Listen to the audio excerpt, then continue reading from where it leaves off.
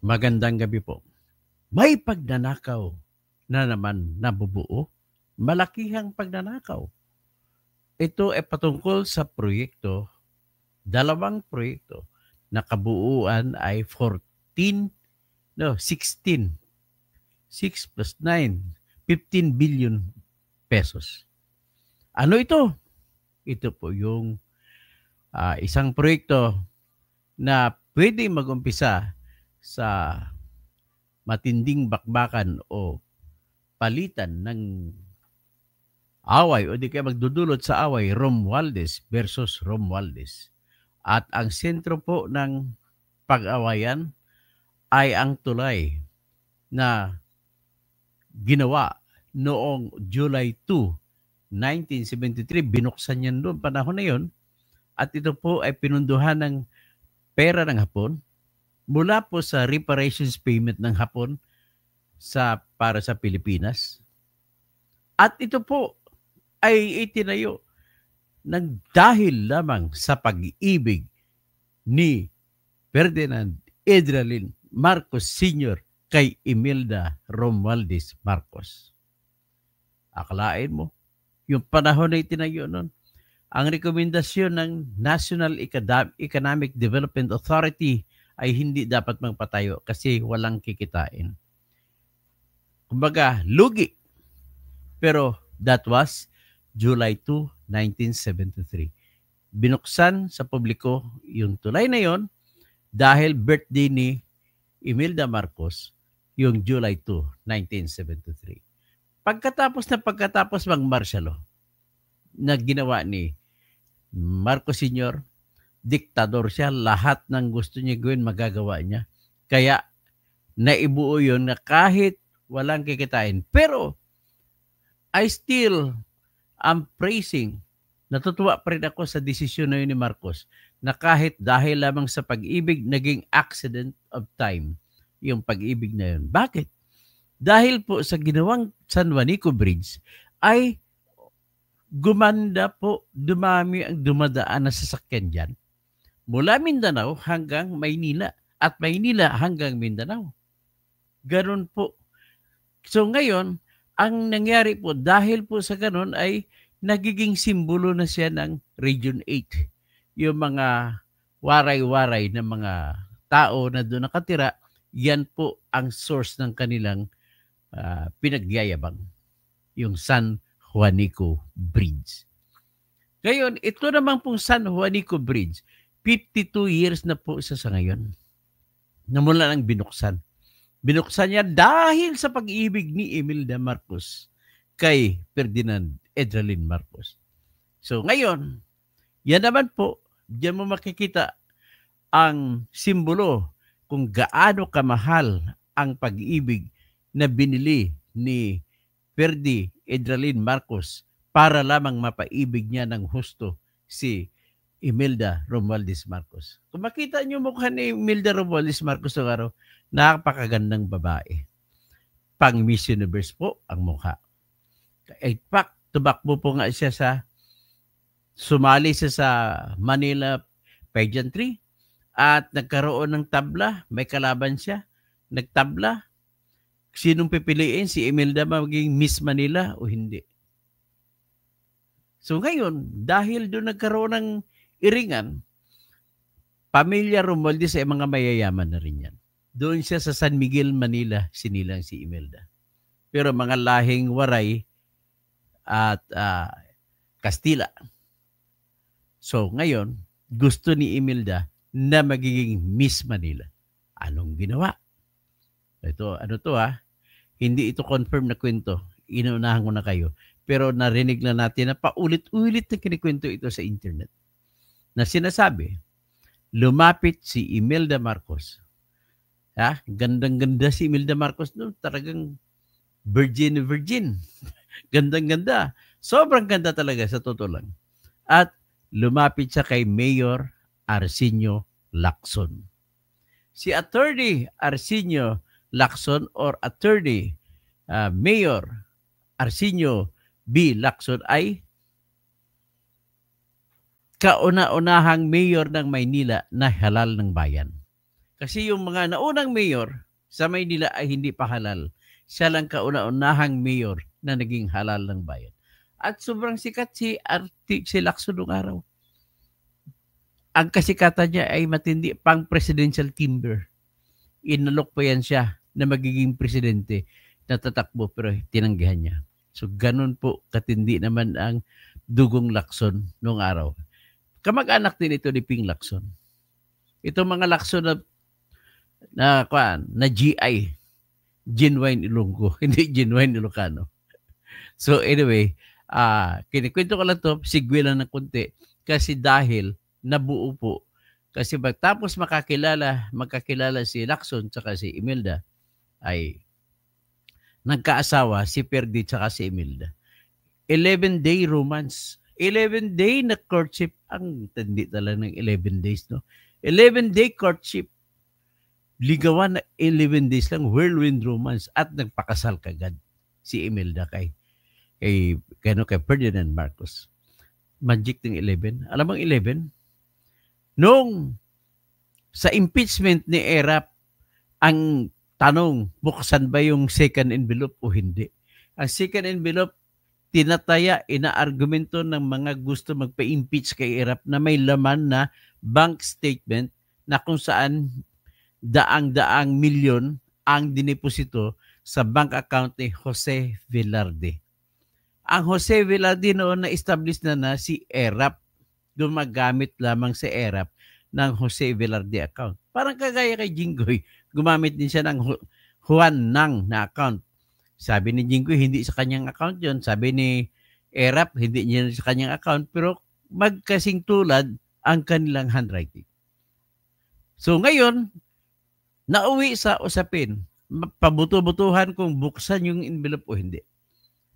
Ang nangyari, 11 buto. Kaya Magic 11 talaga ito. Nabuksan, nanalo ang no. Ibig sabihin, pag nanalo ang no, hindi nabuksan ang envelope. At pumutok po yung people power. Nag-aklasan ang mga tao sa buong Pilipinas. Pumunta sa kalsada at nagkaroon second people power. Ang pumalit, wala rin.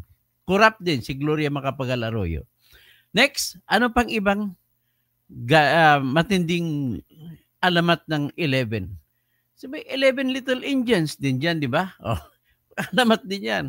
Tapos nataalala ko sa panahon ni Safiro Respicio na Bureau of Immigration Commissioner, kamag-anak din ata siguro to ni Attorney Gerald Harold Respicio. No? Si Saf Respicio ay taga Davao City. Congressman siya Davao City noong araw. Ang kanya naman na sistema ng panahon niya na siya hepe ng Bureau of Immigration, nangyari, pumutok naman pang 11 Little Indians. Yung 11 Little Indians, yung mga foreigner na Indians, ay may mga ginawang citizen ata. At nasama rin dito yung si Miriam, 32 nationals naman yung kay Miriam Santiago, na kinasuhan pa kanya rito si Mardi Infante, na kasama ko, na reporter namin sa People's Tonight nung araw. Kasi ito nagtutok sa immigration na report si Mardi Infante. Okay?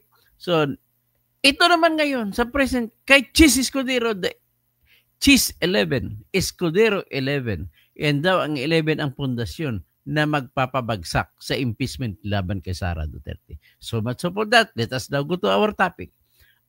Pero bago tayo mag-topic, nanawagan po ako sa aking mga kasama, mga kaibigan dito, na kung pwede lamang po, ay bigyan niyo ako kahit 500 o tag 100 sa aking GCash. Para saan po yun?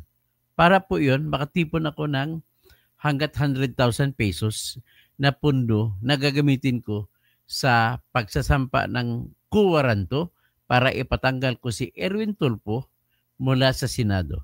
At kailangan ko magsampa ng kaso doon sa Senate Electoral Tribunal. At nang tinignan ko sa rules ng Senate Electoral Tribunal, naniningil sila. Bago nila tanggapin ang reklamong kuwaranto, naniningil sila ng 50,000 pesos. Yung ibang si 50,000 pesos sa panggastos lahat yun. Siyempre, gagamit din ako ng mga kaibigan ko, mga abogado. Kasama dyan si Attorney Diosdado Villar Calonge ng Graft Free Philippines at isang batikang abogado na dating kasapi ng Office of the Ombudsman. At si Attorney Diosdado Calunggi po ay siya po ang hero na nagsampa ng kaso para sa plunder case laban kay ERAP. Yan. Yung mga facts of the case ng plunder case laban kay ERAP, yun din po ang ginamit sa kanyang impeachment trial. Na, okay lang, saka natin pag-usapan yun, impeachment trial ni ERAP. Para may kahalintulad kay Sara kasi ito eh. Pero dito muna tayo sa putok na matindi, nakawan, o di kay robbery, hold up, na mangyayari dyan sa Leyte, sa boundary ng Samar at Leyte. Ang San Juanico Bridge robbery. Ano bang meron dyan? Okay, bigyan ko kayo ng ideya. Bakit biglang nagkaroon na pinasara una noong May? Itong May lang na pinasara yung San Juanico Bridge. So, at nilimit ang bigat ng mga dadaang sasakyan. Ginagawang 3-ton limit na lamang. Tapos, naglaan ng budget 5.9 billion pesos ang budget sa 2025 na General Appropriations Act. So, ibig sabihin, ano yun? Ibig sabihin, para po, kung ako tanungin mo, kasi engineer din ako, nag-aral din ako, graduate ako ng Mindanao State University, full scholar, sa kursong Bachelor of Science in Civil Engineering. Lisensyado ako.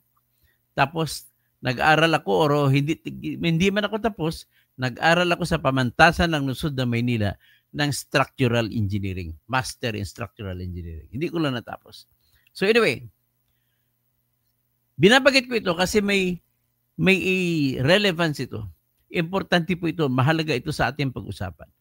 Ang sinasabi nila, pinapagalabas nila ni Talay dito, nagpundo ng 5.9 billion pesos at pinalabas nila na delikado na daw San Juanico Bridge. Tanungin ko nga kayo.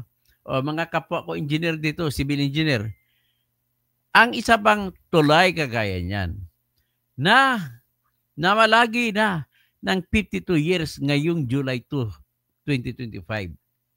52 years na dinagdag sa edad ni Imelda Marcos. Na ngayon si Imelda ay magiging 96 years old sa 2025 kasi July 2, 1929 sa sinilang. So, ngayong 1925 dapat maging 100 years old siya sa July 2, 2029. So ngayon, inihanda yan, magiging 96 years old si Imelda ngayon. At yan ang pinalusot ngayon ng Kongreso sa pangunguna ni Speaker Ferdinand Martin Romualdez. Si Ferdinand Martin Romualdez, kasama dyan mga tingog party list, kasama niyang asawa niya na si Yeda Romualdez ng tingog party list, kasama niya dyan si John Asidre ng tingog party list. At ang ginawa niya para mahalal siya ng sigurado sa Tacloban, sa 1st District ng Leyte, ay pinawithdraw niya lahat ng kalaban. At hindi pinawithdraw, kundi ginawa niya paraan na ma-disqualify lahat ng kalaban. Kaya isa lang siya tumakbo. Ganun po kasama si Martin Romualdez. The worst congressman in history of the 1st District of Leyte. Naging congressman din dyan minsan, isang term lang. Si Ted Filon.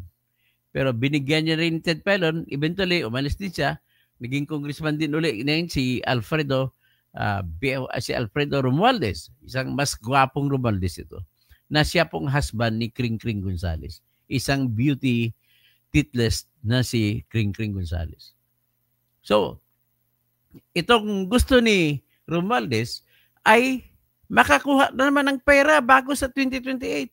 At itong napagdiskitahan yung isa, yung San Juanico Bridge. Dineklara nila kung ano nasira. O kapwa ko mga engineer, sige nga, 52 years na, magpi-52 years na malagi yung tulay, wala man lang sira. Although by maintenance na ginagawa every year. Alam mo, ang tulay na yun po ay gawa po ng bakal, steel. The only way, ang steel na yan ng tulay ay mas bata pa yan kumpara sa tulay sa Ayala Bridge, dyan sa Ayala, sa may papunta sa San Miguel, Quiapo. At saka sa Quiapo Bridge, yung Quezon Bridge, yung papunta sa Quiapo Central. Ang tulay po na yan ay puro bakal. Pareho ang disenyo. Nakakatuwa naman kasi ang tulay dyan sa Quiapo Bridge at saka sa Ayala Bridge ay disenyo po yan. Sino nag-design yan? Alam niyo ba yung arkitekto nag-design yan? Nagtulay dyan sa Quiapo Bridge sa Quezon at saka yung tulay sa Ayala Bridge. Ang arkitekto na nagdisenyo ng Tower of Paris. Yung ano tawag diyan sa Paris na tower diyan, iskat ko. Eiffel Tower.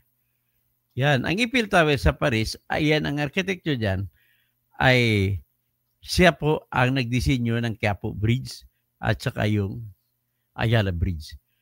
Siya po ay French. Si Stephen Sauvestre, an architect who worked alongside engineers Maurice Koechlin, Emily Noether. The tower itself is named after Gustave Eiffel, whose company oversaw its construction from 1887 to 1889. Sauvestre played a key role in refining the tower's aesthetic, adding decorative arches and other elements to make it more visually appealing. Kaya sikat na sikat, galing pagkagawa nila. So, with that, given that background ng San Juanico Bridge, ang San Juanico Bridge, 1973 lamang ginawa. American time naman ginawa yung Quiapo Bridge at saka Ayala Bridge. Bakit hanggang ngayon walang problema? Ngayon, sasabihin nila na may problema sa San Juanico Bridge. At dating 10-ton load limit sa axle limit. Kahit ibig sabihin 10 tons, kada gulong 10 tons. Kung 4 na gulong, kailangan kahit 10 gulong pa yan, basta kay kada gulong ay 10 tons, hindi magigiba ang tulay. Ngayon, binabaan nila, ginawa lang 3-ton limit ang axle load. Yun po ay palabas lamang kung ako tanungin mo na isang nag-aral sa Master Structural Engineering. Palabas lang yan. Para, anong pakay? Para kumita. Binadgetan nila nung 5.9 billion itong 2025 na budget. See? At hindi lang yan dyan ang kasya. Mahilig talaga ito gumawa ng diskarte si Martin Romualdez. Nagpagawa rin sila ng proposal na magsasagawa ng isa pang San Juanico Bridge itatabi. At alam nyo, boss, ano mga katoto? Ano magkano budget? 9.17 billion pesos. Pagdating ng 2028, kasi tatapusin na simula na 2026. So matatapos yan, mga 2020, tama-tama, 2028, tapos yung tulay. Kikita na naman sila. Matalo man siya sa pagka-presidente, malaking maibubulsa. Yan ay dagdag pa yan sa ginawa na proyekto ni Tamba or Martin Romualdez na diversion road mula sa Tacloban papunta sa Palo, Leyte. Yung Maharlika Highway dyan, ginawa niya ng parang shortcut. At nungka, nakakagulat. Isa na namang pang hold up. 3 billion 3 kilometro. Ibig sabihin po, ang 1 kilometro ng kalsada na simple, ang presyo binudget ay 1 billion pesos. Inumpisa niya sa panahon ni Duterte na naging kaibigan pa, sip-sip pa noon si Martin Romualdez kay Duterte. Kita mo? Kung gaano katalino sa pagnanakaw ng pera yung mga Romualdez. Ay, hindi mga Romualdez, kundi si Martin Romualdez. At dagdag dyan, nakupo niya ang mga minahan. Ang laki na kinikita sa mina. Ginagamit yung pwesto niya. Lalo na kung ano dyan si Bongbong Marcos. Kaya, kuidaw kayo, pag tumakbong presidente niya, wag yung ibuto si Martin Romualdez. Mismo si Amy Romualdez galit dyan. Amy Romualdez Marcos. Kinampihan sa gitna ng away ni Martin at saka ni Sara. Mas kinampihan ng pinsan niya na si Amy, si Sara. Tapos, ngayon, alam niyo sinong kaaway ngayon ni Martin Romualdez? Isang pinsan niya na si Alfredo Romualdez na Mrs. Mayor Alfredo Romualdez na Mr. ni Kring Kring Gonzales. At ang kakampi ni Alfredo Romualdez dito sa away na ito ay si Richard Gomez. Kini-question ni Congressman Richard Gomez. Kasi yung distrito ni Richard Gomez, dumadaan din sila sa tulay. Tapos kung sinarado, lalo ngayon si Mayor Alfredo Romualdez ay nagrereklamo, bakit nyo nilimita yung dadaan ng mga kalsada dyan sa tulay? Ang unang apektado po kasi ay ang Tacloban City. Ang laki ng dulot sa ekonomiya ng Tacloban City yung San Juanico Bridge. Kasi lahat na papuntang Mindanao, dyan dumadaan. Kami naman na taga Mindanao, dyan din kami dumadaan. Ang ganda kaya yan, nagmaniho ako dyan. Noong 2002, dala-dala ko ang XL ko na Toyota Corolla. Nagmaniho ako. Dapat, imbis na gagawa sila ng San Juanico Bridge to, ang mas magandang gagawin ay nagpagawa dapat si BBM ng tulay sa gitna ng Allen, Northern Samar, at saka Matnog, Sorsogon. Para matuloy-tuloy na yan. At saka mula sa Southern Leyte, papunta sa Surigao City. Dapat magawa nito tulay para kompleto na. Land transportation na lang. Mas maraming kaunlaran maibibigay ng tulay at kalsada. Kasi kung ano-ano, kasya pa naman yung tulay na kasalukuyan ng San Juanico. Huwag na kayo magpagawa ng dalawa pa, ng isa pa. Magpagawa na lang kayo, please lang, nakikiusap kami. Mga taga Bicol, nakikiusap din yan para makapag-negosyo rin mga Bicolano sa lugar ng mga waray-waray at sa lugar ng mga Cebuano, sa lugar ng mga sa Mindanao lalo.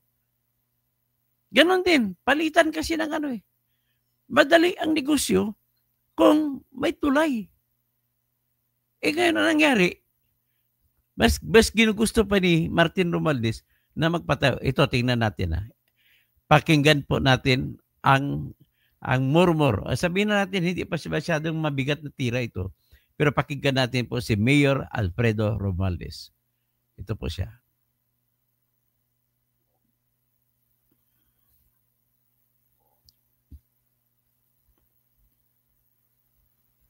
Yan, ito po. Ulitin natin.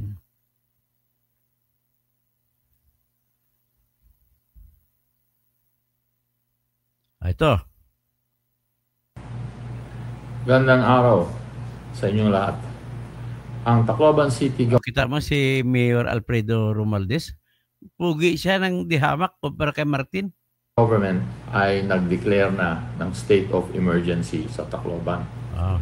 Dahil po State of emergency sa Tacloban, ha? Ito ay sa limitasyon ng paggamit ng San Juanico Bridge. It is not only affecting the economy of the region, but I think it is definitely affecting the economy of the country as a whole. Ako po ay, to be quite frank, medyo nalilito din ako. Because I feel that the public should be given all the information pertaining to the condition of the bridge. Sino bang gumawa ng study na to? At bakit bigla-bigla na lang binigyan kami ng 48 hours para isara itong tulay na to? Dahil dyan ay maraming spekulasyon tuloy na there is something going on that hindi ka nais-nais, like corruption. I feel it is the duty of the national government to inform the public and tell them exactly who made the study, what the study says exactly, anong extent ng damage, at gaano katagal nila gagawin talaga itong tulay na to. Kasi mahirap yung pabigla-bigla. This is not the first time. About 20 years ago, that bridge was repaired and ample time was given to the public almost 6 months preparation. Kaya nawala ho yung walang speculation ng araw na yon. Hindi ko naman sinasabi na dapat itigil muna yung paggawa ng RoRo or alternative ways of crossing the San Juanico Strait. Tuloy pa rin yun. It is an emergency. It's needed badly. But I feel experts should be called in if they were not called in earlier to look into that bridge and to see magkano ba talaga at gaano katagal nila gagawin yan. At tama ang yung punto ni Mayor Alfredo Romualdez. Para naman fair, totoo ba yan na kunwari lang sira-siraan? So it's a robbery. Bakit ko tinatag na robbery? Kasi sa pilitan na kukunin ang pundo ng bayan. Ngayon, pag 5.9 billion po ang ginawa ng budget para dito, ang ibig lang po sabihin yan, ako bilang engineer, hindi kayang ubusin yan. Malaki na masyado yan. Kasi kung ako tanungin mo, mga 100 million lang, tapos na yung repair niya yan. Kung may repair, alam mo bakit? Ano ba ang problema sa mga steel bridges? Bilang engineer, ang problema lang namin ay i-maintain lamang namin ang strength ng mga bakal, na malusog pa ang mga bakal. Kahit 100 taon ay hindi mo malulusaw ang bakal. So mga bakal na yan, mga towers, ay kailangan lamang alagaan ng anti-rust na mga pintura. At saka yung kanyang rivets, ipipukpukin mo lang, malalaman ba, pinukpok na mga martilyo, pag umido ang tunog, palitan mo. Pag hindi umido, ting, ting, ting, ting, matining, ay maganda yan, malusog yan. Chichikin ang lahat yan. Yan lang naman ang trabaho dyan. Ano bang pag 5.9 billion, ibig ba sabihin may papalitan kayo ng mga steel? Wala po diyang papalitan ng steel. Diyos ko, 52 years na po yan na tumatakbo. Wala kang nakikitang problema. Kahit malalaking truck dumadaan dyan. Ako nakadaan dyan, proud na proud ako nung nagmamaniho ako sa itaas ng San Juanico Bridge, the second longest bridge in the Philippines. Ganun po katindi. Pakinggan pa natin ulit si Mayor Alfredo. Kung may sira ba talaga? Kasi napaka-importante yan dahil ang lumalabas unang estimate ay pumapalo ng 800 million. Ngayon, pumapalo daw ng 7 billion. Laking amount yun. Ang layo, no? May, kahit sa pag-estimate lang, maraming mga kahungkaga na ginagawa itong si Romualdez. Very big amount. And even if you spend 7 billion, a feasibility study, a project study, a careful analysis should have been made. At ito, wag sana gamitin na rason para gumawa ng isa pang tulay. Kasi kailangan talaga natin ng isa pang tulay. This is the main artery from Mindanao.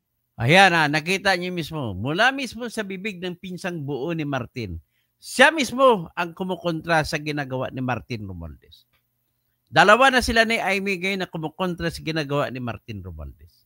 Ha? Ang tanong niya, may sira ba talaga? Ang sagot ko dyan bilang engineer, wala pong sira dyan. Matindi talaga to. O dagdag pa dyan, kung sira yan, Pastor Rodi Rabi, si Gramer Palong man, siya kasi Titigas, ano po yun?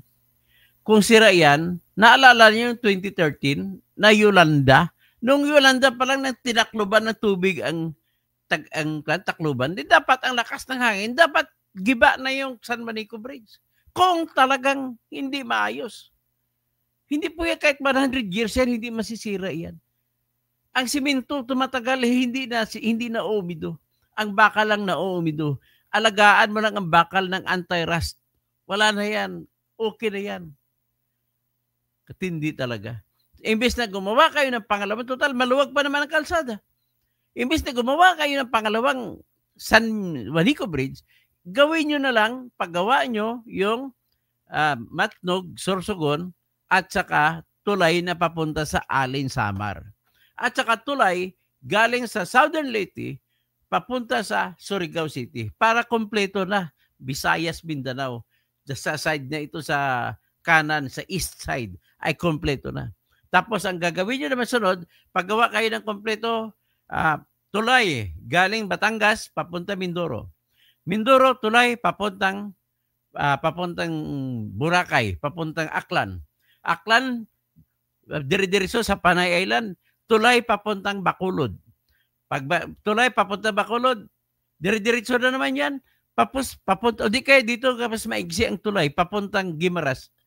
Guimaras, o di kaya Guimaras papunta sa sa Negros Island. Or pwede rin, basta diretso sa sa Negros. Pagtapos dyan Negros Occidental, lalabas kayo sa Dumaguete, Negros Oriental, lalabas sa Siquijor.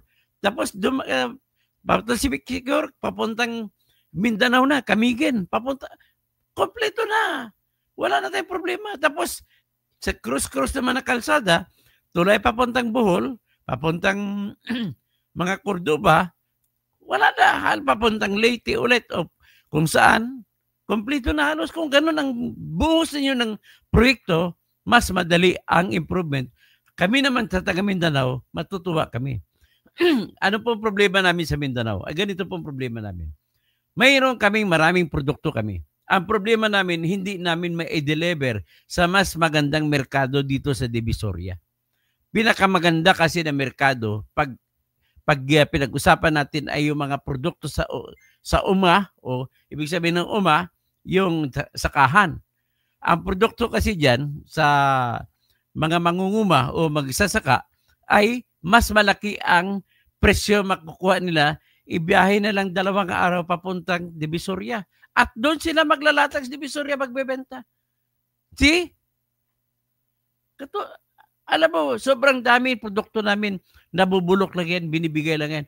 Nung umuwi nga ako bumili ako ng lansunis, 20 pesos ang kilo. Sabi ko nga, at saka yung rambutan, 20 pesos ang kilo. Ang mangustin, 20 pesos ang kilo. Sabi ko, dito natupad ni BBM ang kanyang pangarap, 20 pesos ang kilo. Pero hindi bigas. Lansunis, may tag 5 pisong kilo. May 10 pisong kilo. Depende ko, malapit ka sa mga puno, 5 piso lang. Kasi sa sobrang dami, kanya-kanyang bentahan, wala nang bibili sa'yo pag hindi mo babagsak ang presyo. Ganun po. Ibig sabihin, sa panahon na babagsak ang presyo sa Mindanao Tag-ani, dadalhin, magmumura ngayon ang presyo ng mga pagkain sa Maynila kasi dadalhin dito sa Maynila mga murang produkto galing sa Mindanao. Yan, pamabagitan lamang ng mga tulay na yan. Kung natutuloy yan. Yan po ang aking masasabi rito. Kaya, pasalamat po ako at umalma na to si Mayor Alfredo Romualdez na mister po ni Kring Gonzales. Mindanao to Luzon and vice versa. And you need definitely at least 2 bridges kasi kailangan talaga natin ng isa pang tulay. This is the main artery from Mindanao to Luzon and vice versa. And you need definitely at least 2 bridges here in order to make it sustainable at the same time, some sort of economic security naman para sa maiba-ibang regions. Kaya ako'y nananawagan, dapat i-clarify ng mabuti itong issue na to. Dahil ako po, nung congressman ako, naalala ko that bridge was repaired, but a study was shown. It was done by a Japanese company. I think it was Sumitomo during that time. And I think we need experts really to look into this. I think if we do that, mapapabilis, baka mapamura pa yung pag-ayos nitong tulay na to. Yun po. At kung nagawa na po yun, dapat isiwalat at ipakita sa publiko yun para naman mawala itong mga speculation at mga haka-haka. Maraming salamat po. Ayun, maraming salamat, Mayor Alfredo Romualdez. At ikaw pag-unang umalma sa ginagawang proyekto na pagnanakaw naman ni pinsan mo na si Martin. Okay, maraming salamat po. At maraming salamat din sa mga nanonood. Si Just Office, si Helen Baguio, si Anonsi, si Azuha, si Adan Guido Milan, si Jesus Gonya. Iwan ko bakit yung ibang congressman patay na sunuran kay Tambaluslos. O nga, Willa Baliw, Hayes, titigas bakit kayo kumampi kay Martin Romualdez. Bata ni bata ni Romualdez yan eh. Dahil Martin, huwag natin mula kayo hindi ako magsalita ng Romualdez.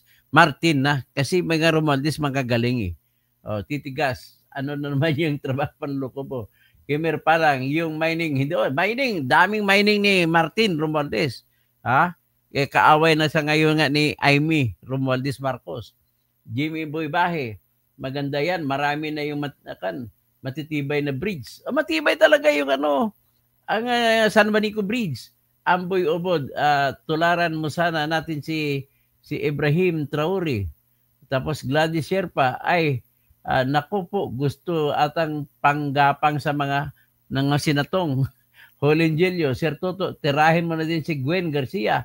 Ayaw daw niya bumaba sa pista. Matindi yan Lito de Torres, Katoto, may umuugong na balita na may malaking pasabog si Sara, kaya gusto niya maupo. Ayo, marami po siyang pasabog laban kay Martin Romualdez. Sigurado ako yan. Armando Burgos, bakit di nyo daanan?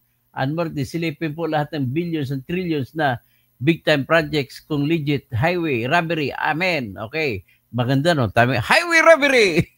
Lito de Torres, Erwin Tolpo, update engineer. Sige, hingi po ako ng tulong sa inyo. Magsasampa po ako ng kasong kuwaranto sa June 30 laban kay Erwin Tolpo diyan sa Senate Electoral Tribunal. Ang hiningi kong tulong, kahit tag 100 sa GCash ko lang ipadala ninyo, maipon yan. 50,000 pesos po ang babayaran ko na filing fee sa Senate Electoral Tribunal. At kung hindi po ako makabayad, hindi nila tatanggapin ang kasong isasampa ko. At ang objective ko po diyan, tatanggalin siya ng Senate Electoral Tribunal kasi Amerikano po siya na sertipikado. Itong kabuangan ng i-discuss ko mamaya ang kabuangan ng COMELEC. Monet Canon, hello Doc, good day. So kayo, after this, just give me 5 minutes. Babalik ako, ay i-discuss naman natin si Erwin Tolpo. Jorim, naimbang Rabim, kabsat, o mga kabsat ko, naimbang Rabim, sa mga kabalin ko, Maya Pabingi, sa mga mga Bicolano, Maray na Banggi. So, hanggang dyan lang muna tayo at magandang gabi po sa lahat.